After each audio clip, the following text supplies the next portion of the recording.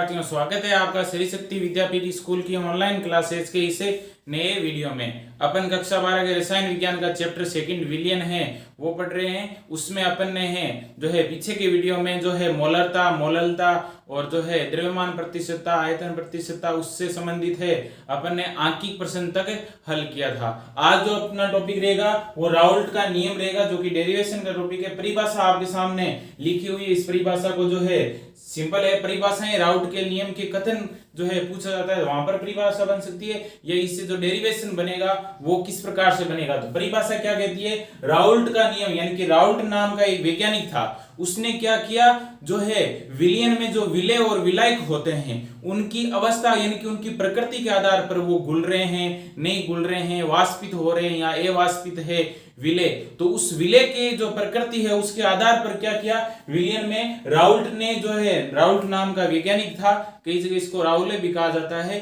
तो उसने कुछ नियम दिए, जिसमें सबसे पहला आता है वाष्पशील विलय युक्त विलयन के लिए राउल्ट का नियम। लाइन को समझना है, क्या दे रखा है, वाष्पशील विलय युक्त विलयन, यानी कि ऐसा विलयन जिसके अंदर जो विलय घुल रहा है वो कैसा होना चाहिए, वाष्पित हो जाना चाहिए। यानी कि राउल्ट का नियम, पहला नियम राउल्ट का क्या कहता है, या राउल्ट के पहले नियम का वर्गीकरण क्या बनाया, इसने क्या आधार बनाया कि विलयन में जो भी आपका विलय घुला हुआ है, यानी कि विलयन में जो भी विलय घुला हुआ है वो कैसा होना चाहिए, वाष्पशील होना चाहिए। वाष्पशील का मतलब क्या होता है कि विलयन को जैसे ही मैं गर्म करता हूं तो उस विलयन में से जो विलय है वो क्या हो जाना चाहिए, वाष्पित हो जाना चाहिए। सपोज दैट अगर मैं बात करता हूं आपके जो है, अगर आपका जल है तो जल का जो है उसमें शर्करा डाल दी, अपन ने शुगर डाल दी, तो जैसे ही अपन जल को गर्म करते हैं तो शुगर भी साथ में क्या हो जाती है, वाष्पित हो जाती है। तो ये इसके कुछ कारण थे जो राउल्ट ने नियम दिए थे। अब ये वाष्पशील विलय युक्त विलयन है तो उसके लिए राउल्ट का नियम अपन जो है किस प्रकार से परिभाषित करते हैं, तो उससे पहले अपन जानते हैं किसी भी विलयन को जो है अपन गर्म करेंगे तो उसमें जो विलय है वो वाष्पित होगा। तो वाष्प क्या करती है, कभी भी जो भी आपकी वाष्प बनेगी वो वाष्प हमेशा क्या करती है, दाब डालती है। वो वाष्प क्या उत्पन्न करती है, दाब उत्पन्न करती है। अब वो दाब उत्पन्न करेगी तो दाब और उस विलय के अंदर जो, उस विलयन के अंदर जो विलय है उनमें कुछ संबंध है वो आपका स्थापित हो जाता है। तो उसके आधार पर यह कथन दिया गया है कि एक निश्चित ताप पर, यानी कि एक पर्टिकुलर फिक्स टेम्परेचर होगा, उस टेम्परेचर पर विलयन में उपस्थित एक वाष्पशील अवयव, यानी कि अपन ने क्या जानते हैं, विलयन में उपस्थित है कोई अवयव ऐसा होगा जो वाष्पशील होना चाहिए। वाष्पशील का मतलब क्या होता है, वो वाष्पित हो जाना चाहिए। वाष्पशील अवयव का आंशिक वाष्प दाब, यानी कि जो वाष्पशील अवयव है, अभी अपन वाष्पशील अवयव में क्या बात कर रहे हैं, विलय की बात कर रहे हैं, क्योंकि विलयन में दो घटक होते हैं, विलय और विलायक। यहां पर जो अवयव है वो आपका क्या है, विलय है। तो एक निश्चित ताप पर विलयन में उपस्थित एक वाष्पशील अवयव का आंशिक वाष्प दाब, उस अवयव की शुद्ध अवस्था में वाष्प दाब, यानी कि उस वाष्पशील अवयव का आंशिक वाष्प दाब, जो कि आंशिक रूप से जो है आपका उस विलयन में जो है आपका डलेगा, उसकी शुद्ध अवस्था में वाष्प दाब, यानी कि उस विलयन है उसकी शुद्ध अवस्था में वाष्प दाब और उस अवयव की मोल भिन्न के गुणनफल के क्या होता है, बराबर होता है। तो दोबारा से देखते हैं परिभाषा को, ध्यान से सुनना, डेरिवेशन से पूरा क्लियर होगा कि एक निश्चित ताप पर विलयन में उपस्थित एक वाष्पशील अवयव, यहां पर वाष्पशील अवयव, अवयव का मतलब घटक, विलयन में दो घटक, विलय और विलायक, यहां पर वाष्पशील अवयव कौन सा है, विलय ले रहे हैं अपन, तो उस वाष्पशील अवयव का आंशिक वाष्प दाब, यानी कि एक तो क्या रहेगा, आंशिक वाष्प दाब रहेगा, और उसी अवयव का शुद्ध अवस्था में वाष्प दाब, यानी कि वो अगर आपका बिल्कुल प्योर हो तो उसका शुद्ध अवस्था में वाष्प दाब और उस अवयव की जो मोल भिन्न होती है उसके गुणनफल के बराबर होता है कौन, उस अवयव का आंशिक वाष्प दाब। यानी कि कहने का मतलब क्या हुआ कि जो वाष्पशील अवयव है उसका आंशिक वाष्प दाब है उसकी शुद्ध अवस्था में वाष्प दाब, और उसको किससे गुणा कर देंगे, उसी अवयव की मोल भिन्न से गुणा कर देंगे, तो वो आपका क्या कहलाएगा, वाष्पशील विलय युक्त विलयन के लिए क्या हो जाएगा, राउल्ट का नियम हो जाता है। तो अपन मानते हैं कोई विलयन है, माना विलयन में दो अवयव A तथा B है। अब अपने को ये पता नहीं कि ए क्या है, विलय है या विलायक है, लेकिन अपन ने दो अवयव ले लिए, माना विलयन में दो अवयव ए तथा बी है, इनका जो है वाष्प दाब है, यानी कि जो ये विलयन है इनका जो वाष्प दाब है, इन अवयवों का आंशिक वाष्प दाब, आंशिक वाष्प दाब क्रम से P A तथा Pb है, यानी कि ये जो अपन ने विलयन लिए हैं इनके जो है आंशिक वाष्प दाब है वो आपके क्या है, Pa तथा क्या है, Pb है। अब शुद्ध अवस्था में क्यों अपने को क्या चाहिए, उस विलयन एक वाष्पशील अवयव का आंशिक वाष्प दाब चाहिए, तो अपन ने दो अवयव मान लिए, एक विलयन में पहला अवयव ए है, दूसरा क्या हो गया बी। अब इन अवयवों का आंशिक वाष्प दाब है वो आपका क्या हो गया Pa, यानी कि P का मतलब क्या होता है प्रेशर, तो आंशिक वाष्प दाब ए का हो जाएगा और आंशिक वाष्प दाब किसका हो जाएगा, बी का हो जाएगा। शुद्ध अवस्था में वाष्प दाब की बात करता हूं, शुद्ध अवस्था में वाष्प दाब क्रम से P नॉट ए तथा P नॉट बी है। अब देखो अगली लाइन में क्या बोल रहा है, उस विलयन का आंशिक वाष्प दाब, तो उस वाष्पशील अवयव का आंशिक वाष्प दाब, दो अवयव ले लिए ए और बी, तो आंशिक वाष्प दाब तो क्या हो जाएंगे Pa तथा Pp। फिर आगे क्या, उस अवयव की शुद्ध अवस्था में वाष्प दाब, तो वो अवयव कौन कौन से लिए ए और बी, तो ए और बी का शुद्ध अवस्था में वाष्प दाब क्या हो जाएगा P नॉट ए और P नॉट बी है। अब आगे क्या बोल रहा है, उस अवयव की मोल भिन्न के गुणनफल के क्या होता है, बराबर होता है, यानी कि वो जो अवयव है उसकी मोल भिन्न के गुणनफल के क्या होता है, बराबर। अब अपने को क्या चाहिए, ए और बी का देखो आंशिक वाष्प दाब हो गया ये, शुद्ध अवस्था में वाष्प दाब हो गया ये, अब इन्हीं अवयवों की क्या चाहिए, मोल भिन्न चाहिए, तो अपन मान लेते हैं इनके मोल भिन्न तथा इनके मोल भिन्न क्रम से XA तथा XB है। यानी कि अपन ने क्या किया, अब आपका जो यहां पर है अपन ने जो है परिभाषा के अनुसार है वो आपका पूरा है जो है अपन ने यहां पर इन चीजों को मान लिया, जिससे अपन क्या बनाएंगे, डेरिवेशन बनाएंगे। तो देखो परिभाषा क्या थी, दोबारा से देखते हैं। पहले राउट का नियम है वाष्पशील विलय, यानी कि ऐसा विलय होगा जो उस विलयन में क्या हो जाएगा, वाष्पित हो जाना चाहिए। तो वाष्पशील विलय युक्त विलयन के लिए राउट का नियम क्या कहता है कि एक निश्चित ताप पर विलयन में उपस्थित एक वाष्पशील अवयव या तो विलय हो सकता है या विलायक हो सकता है, तो उस वाष्पशील अवयव का आंशिक दाब, यानी कि उस अवयव का आंशिक दाब उसी अवयव की शुद्ध उस अवयव की शुद्ध अवस्था में जो वाष्प दाब होता है और उस अवयव की मोल भिन्न के गुणनफल के क्या होता है, बराबर होता है। तो अपने को जो है इसकी डेरिवेशन बनानी, उसके लिए अपन परिभाषा बनाते हैं, एक वाष्पशील अवयव का आंशिक वाष्प दाब। अब अपन ने जो है विलयन में अपन जानते हैं दो प्रकार के अवयव होते हैं, तो दोनों के जो है अपन ने जो है यहाँ पर आंशिक दाब निकाल लिए। तो माना विलयन में दो अवयव ए और बी है, इन अवयवों का आंशिक वाष्प दाब है क्या हो जाएगा, Pa तथा Pb हो गया, और शुद्ध अवस्था में वाष्प दाब P नॉट ए तथा P नॉट बी है, और इनका मोल भिन्न है क्रम से XA तथा XB। क्यों, जो आंशिक वाष्प दाब है वो किसके बराबर होता है, शुद्ध अवस्था में वाष्प दाब और उस अवयव की मोल भिन्न का गुणनफल, यानी कि शुद्ध अवस्था में वाष्प दाब और मोल भिन्न का गुणनफल करेंगे तब वो किसके बराबर होगा, उस वाष्पशील अवयव के आंशिक दाब के बराबर होगा। अब यहां से अपन ने ये सारी चीजें तो यहां पर लिख ली, यानी कि आंशिक दाब भी लिख लिया Pa तथा Pb, शुद्ध अवस्था में वाष्प दाब लिख लिया P नॉट ए तथा P नॉट बी, और मोल भिन्न अपन ने निकाल लिए XA तथा XB। अब अपने को यहां पर क्या करना है, अब जो है मोल भिन्न अपन ने निकाल, लेकिन मोल भिन्न में भी अपन जानते हैं कि A की XA किसकी मोल भिन्न है, ए की मोल भिन्न है, ए अवयव की मोल भिन्न, और एक्स बी किसकी मोल भिन्न है, बी अवयव की मोल भिन्न है। तो अपन जानते हैं मोल भिन्न को किससे प्रदर्शित किया जाता है, एक्स से प्रदर्शित किया जाता है। लेकिन ये मोल भिन्न है अभी आपकी सीधी सीधी भिन्नों में दे रखी है, लेकिन अपने को इसको मोल के रूप में भी लेके आना है। तो अपन जानते हैं अवयव ए की मोल भिन्न, अवयव ए की मोल भिन्न ए की मोल बिन अपन ने क्या ली है एक्स ए, तो एक्स ए बराबर क्या हो जाएगा Na अपॉन का Na plus Nb।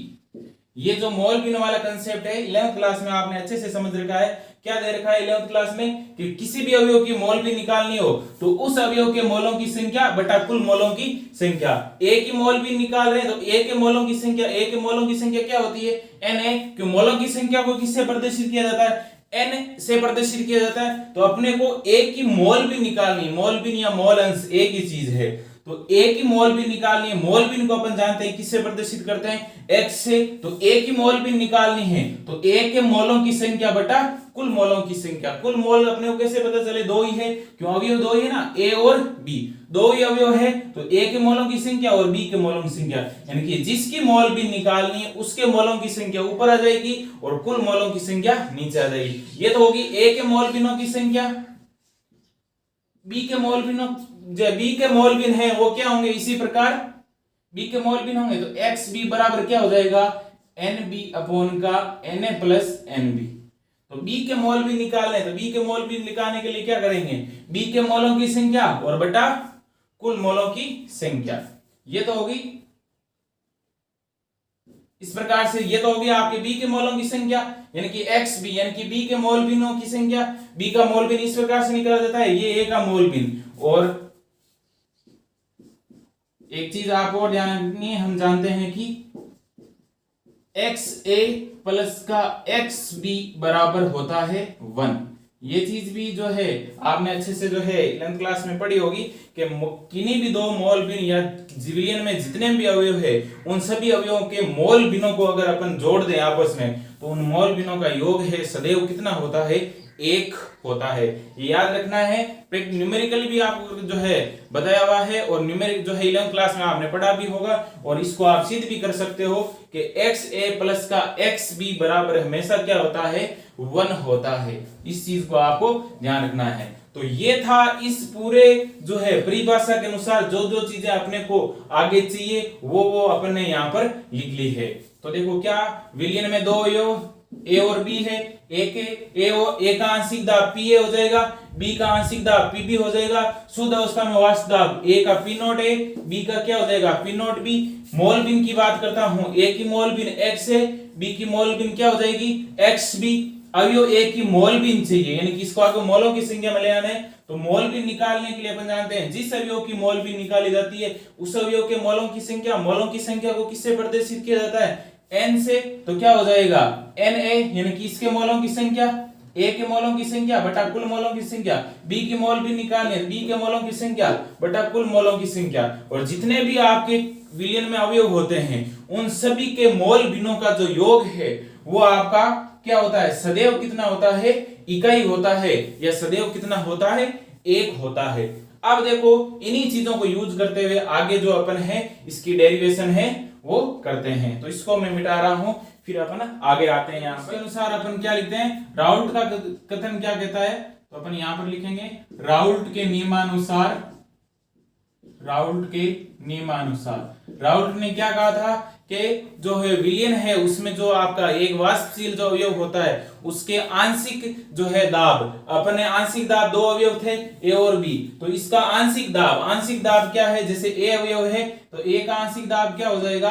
P A. शुद्ध अवस्था में वाष्प दाब, तो ए का शुद्ध अवस्था में वाष्प दाब क्या है पी नोट ए का शुद्ध अवस्था में वाष्प दाब क्या है पी नोट ए। और इसी के जो है मोल बिन के जो है गुणनफल के बराबर होता है, तो ए का मोल बिन वापिस क्या है एक्स ए, तो इसके गुणनफल के क्या होता है बराबर होता है। दोबारा से ध्यान से समझना है कि विलियन में जो आपका अवयव है ए और बी अपन ने माना, तो राउल्ट का नियम क्या कहता है, कोई भी विलियन है उसमें वाष्पशील जो अवयव होता है उसका आंशिक दाब, ए का आंशिक दाब क्या हो गया पी ए हो गया, लाइन को ध्यान से रिलेट करना है, ए का आंशिक दाब क्या हो जाएगा पी ए, तो आंशिक वाष्प दाब, फिर परिभाषा को देखना है, आंशिक वाष्प दाब उसी अवयव का शुद्ध अवस्था में वाष्प दाब, ए का शुद्ध अवस्था में वाष्प दाब क्या है पी नोट ए, शुद्ध अवस्था में वाष्प दाब और उसी के मोल बिन, तो ए का मोल बिन क्या हो गया एक्स ए, इन दोनों के गुणनफल के क्या होता है बराबर होता है कौन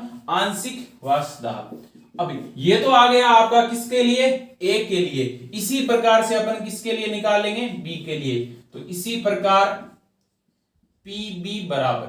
तो पीबी बराबर क्या हो जाएगा, अब आपको यहां से रिलेट कर लिया होगा किस प्रकार से, तो सीधा मैं लिख सकता हूं पी नॉट बी और क्या हो जाएगा एक्स बी। ये भी वही है उस अवयव का जो आंशिक दाब, तो बी का आंशिक दाब क्या हो गया पीबी, उसका शुद्ध अवस्था में, बी का शुद्ध अवस्था में वास्तव दाब क्या होगा पी नॉट बी, और बी की मोल बिन क्या हो जाएगी एक्स बी। इनके गुणनफल के क्या होता है, बराबर होता है। ये नियम किसका है, राउल्ट का नियम है। राउल्ट ने ये नियम दिया था किसके लिए, विलयन में जो विलेय है वो वाष्पित हो जाए, उस प्रकार के विलयन जो है उसके लिए ये नियम दिया था।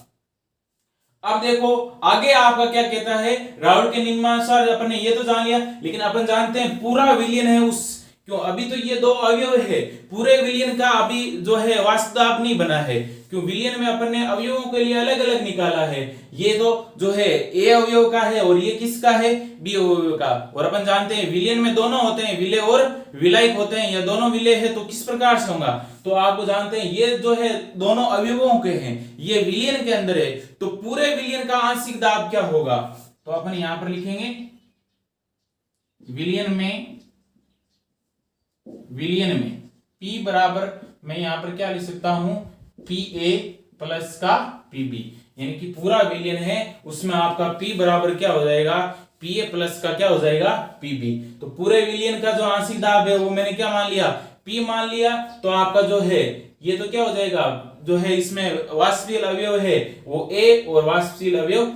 B, ठीक है दोनों के लिए, क्यों ये तो वाष्पशील अवयव है अलग अलग है, पूरा विलयन का निकालना है तो क्या लिखेंगे P बराबर पी ए प्लस का पीबी। तो ये अपना यहां से जो है कंफर्म होता है कि अपन यहां से एक समझ लेंगे P बराबर पी ए प्लस का पीबी। अब देखो क्या करेंगे, समीकरण 3 में पी ए तथा पीबी का मान रखने पर, पी ए तथा पीबी का मान रखने पर, तो समीकरण 3 में रखते हैं तो क्या बनेगा P बराबर पी ए का मान कितना है, समीकरण 3 में P बराबर पी ए रखेंगे, और पी ए बराबर अपन जानते हैं क्या है P not A dot x A plus का पीबी, यानी कि P बराबर पी ए तो अपन ने यहां पर लिख दिया, क्यों पी ए बराबर क्या है पी नॉट ए एक्स है, प्लस का पीबी है, पीबी बराबर अपन क्या लिखेंगे P not B X B, P not B X B. ये अपना जो है यहां पर जो है पूरे विलयन के लिए जो है आंशिक वाष्प दाब है यहां पर आपका निकल करके आता है। अब देखो आगे अपन क्या करेंगे, अपन जानते हैं क्यों ये तो अपन ने जान लिया P not A X A, यहां पर हो गया ये P not B X B, अपने को तो किसी एक अवयव का निकालना है, क्यों विलयन में वाष्पशील अवयव में किसी एक अवयव का निकालना है, विलेय के लिए निकालना है, वाष्पशील विलेय के लिए, तो अपन यहां पर क्या करते हैं इस जगह जो आपका है P बराबर पी नॉट ए है, तो इसकी जगह मैं क्या करता हूं, अपन ने जो है एक चीज लिखी थी यहां पर, ये एक वैल्यू लिखी थी एक्स ए प्लस का एक्स बी बराबर क्या होता है 1 होता है, एक्स ए प्लस का एक्स बी बराबर क्या होता है आपका 1 होता है। तो यहां पर अपन लिखेंगे चूंकि एक्स ए प्लस का एक्स बी बराबर 1, या फिर मैं क्या ले सकता हूं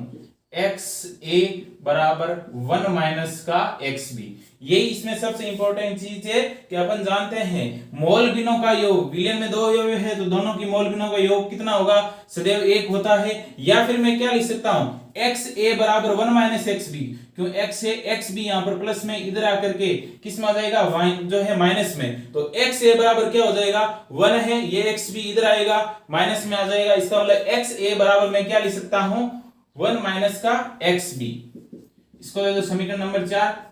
यहां पर लिखेंगे का मान समीकरण 4 में रखने पर, ठीक है यहां से जो है 1 माइनस एक्स बी है, एक्स ए की जगह क्या लिखेंगे 1 माइनस एक्स बी, ये मान है अपन किस में रखेंगे समीकरण 4 में, तो यहां से मैं क्या लिखूंगा P बराबर पी नॉट ए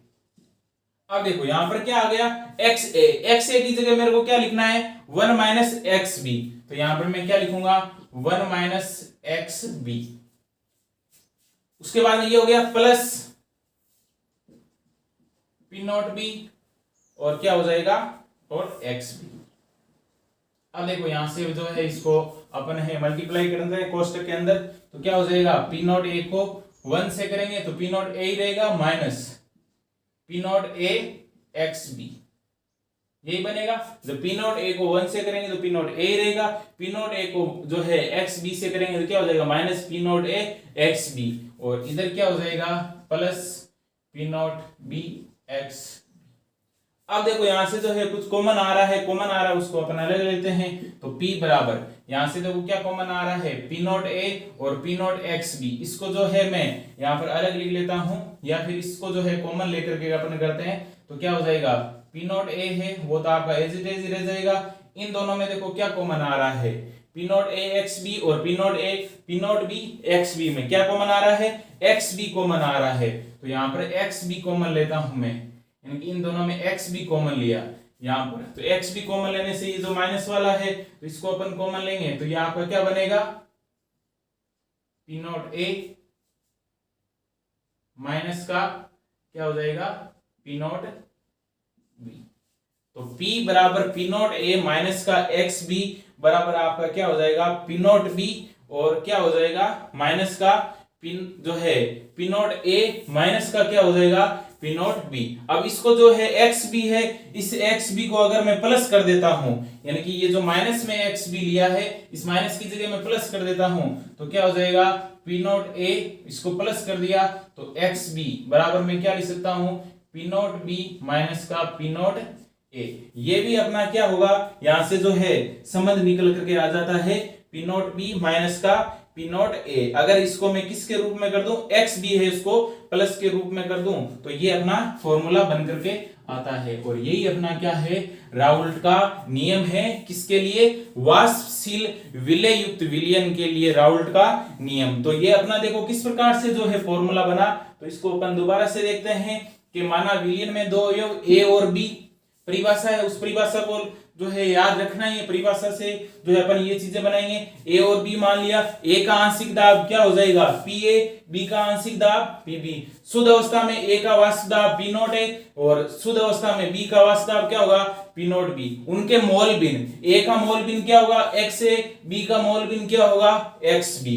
तो फिर अपन जानते हैं अवयव ए की मोल भिन्न, तो अपन जानते हैं जिसकी मोल भिन्न निकाली जाती है उसके मोलों की संख्या बटा कुल मोलों की संख्या, बी है, बी के मोलों की संख्या बटा क्या हो जाएगा, कुल मोलों की संख्या। लेकिन अपन जानते हैं जो विलयन में कितने भी अवयव हो उन सभी अवयवों के मोल भिन्नों का योग सदैव कितना होता है, एक होता है। अब आते हैं राउल्ट के नियम का कथन। राउल्ट का नियम का कथन क्या कहता है कि राउल्ट के नियम के अनुसार किसी विलयन में जो एक वाष्पशील अवयव होता है उसका आंशिक दाब, जैसे मान लो ए है तो ए का आंशिक दाब अपन ने क्या माना, पी ए। तो उस विलयन में जो वाष्पशील अवयव है उसका आंशिक दाब उसी विलयन की शुद्ध अवस्था में वाष्प दाब, उसी अवयव का शुद्ध अवस्था में वाष्प दाब क्या हो जाएगा, पी नॉट ए, और उसी के मोल भिन्न, उसका मोल भिन्न, ए का मोल भिन्न क्या हो जाएगा, एक्स ए। इन दोनों के गुणनफल के बराबर होता है कौन, उस विलयन का आंशिक दाब, उस वाष्पशील अवयव का आंशिक दाब। इसी प्रकार से ये हो जाएगा आपका यहाँ पर पीबी, जैसे पीए लिखा है वैसे क्या हो जाएगा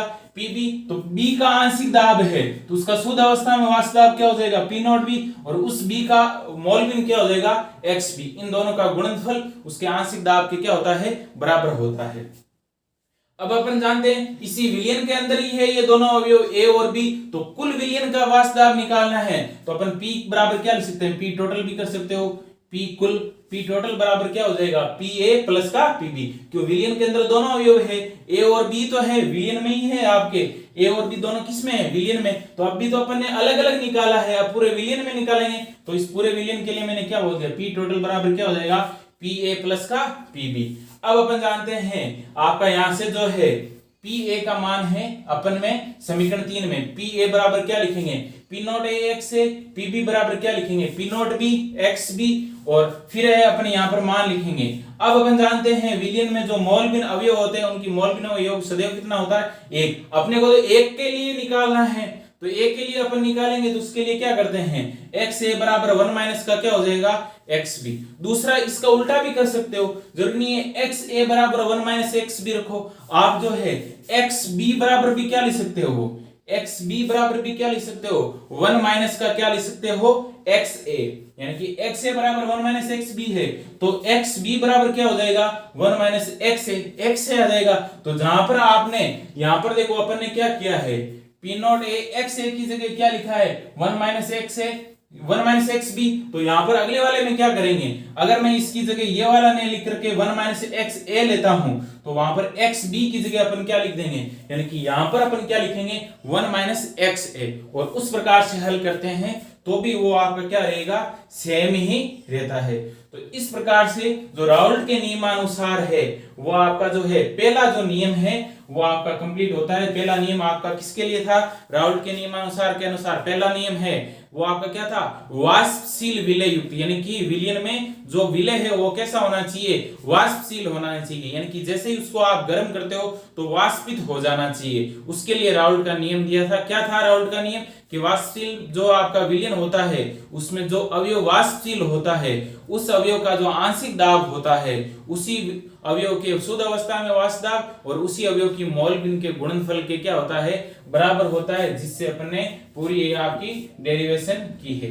तो यहाँ पर ये चीज है आपको याद रखनी है, इंपॉर्टेंट है ये आपका फॉर्मूला। न्यूमेरिकल भी आगे अपन इन्हीं टॉपिकों से संबंधित पार्ट में न्यूमेरिकल भी आएंगे। आपके जो है 12th क्लास में अगर मैं बात करूं कि कौन कौन से पार्ट में न्यूमेरिकल है, तो जनरली आपका जो है फर्स्ट पहला पार्ट है उससे न्यूमेरिकल कम ही पूछे जाते हैं एग्जाम में, ठीक है, पहले पार्ट में न्यूमेरिकल, लेकिन जो है दूसरे तीसरे और चौथा पार्ट, यानी कि दूसरा तीसरा और चौथा पार्ट, ये 3 पार्ट ऐसे हैं जहां पर आपको न्यूमेरिकल है 100% कंफर्म जो है एग्जाम में मिलेंगे ही मिलेंगे, ठीक है। दूसरा तीसरा और चौथा पार्ट, इन तीनों पार्टों से आपको न्यूमेरिकल है जरूर मिलेंगे। तो इस पार्ट से न्यूमेरिकल है आपका पक्का आएगा, और वो किस बोर्ड एग्जाम में, अब वो कौन से टॉपिक से आता है, तो अपन ने सांद्रताओं के आधार पर कर लिया, फिर विलियन के ये जो अपन यहाँ पर राउल्ट के नियम के अनुसार इसके न्यूमेरिकल कर लेंगे, फिर ये जो है इसी में आगे पढ़ेंगे विलियन को अणुसंख्यक गुणधर्म, तो वहां पर भी न्यूमेरिकल बनेंगे, वो भी अपन कर लेंगे। आदर्श और अनादर्श विलियन से संबंधित जो है आगे टॉपिक आएंगे उनसे भी संबंधित न्यूमेरिकल बनेंगे,